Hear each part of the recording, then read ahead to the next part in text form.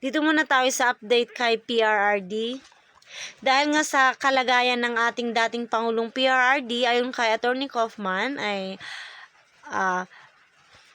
sinuspinde ng International Criminal Court o ICC ang nakatakda sanang hearing na gaganapin sa September 23 ng dating Pangulo dahil sa kadahilanang he is not fit to stand trial.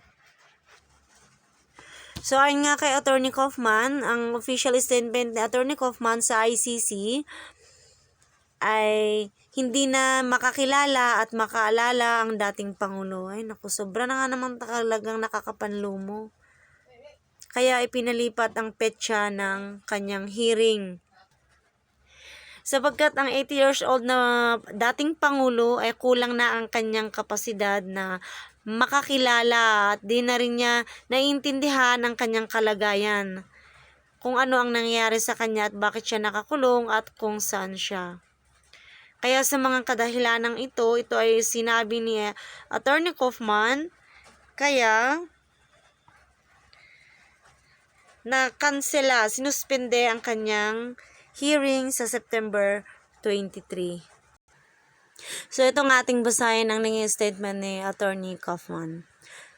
Sabi ni Attorney Kaufman, Duterte suffers from significant congenital deficiencies that affect his memory, his daily executive functioning, his visual-constructive abilities, and his orientation to place and time while simultaneously limiting his capacity for complex reasoning.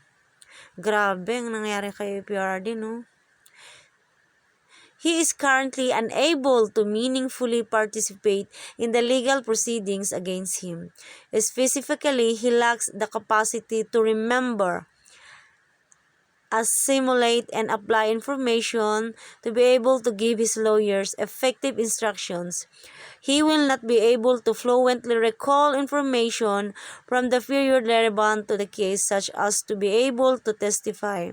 To conclude, he will not be able to meaningfully engage with the legal process and is unfit to stand trial, sabi ni Attorney Kaufman.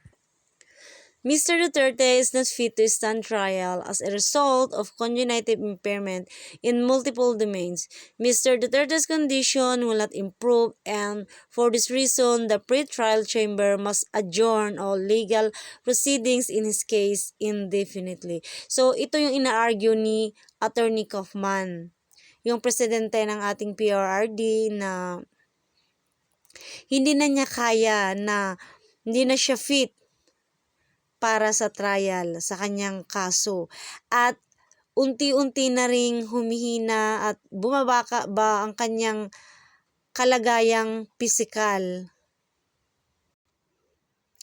Kaya naman, sinuspende ng ICC, ang International Criminal Court, ang kanyang nakatakdang hearing sana sa September 23 dahil sa kalagayan ni PRRD. Let's continue to pray for PRRD's recovery, na mabigyan siya ng lakas at bumuti ang kanyang kalagayan.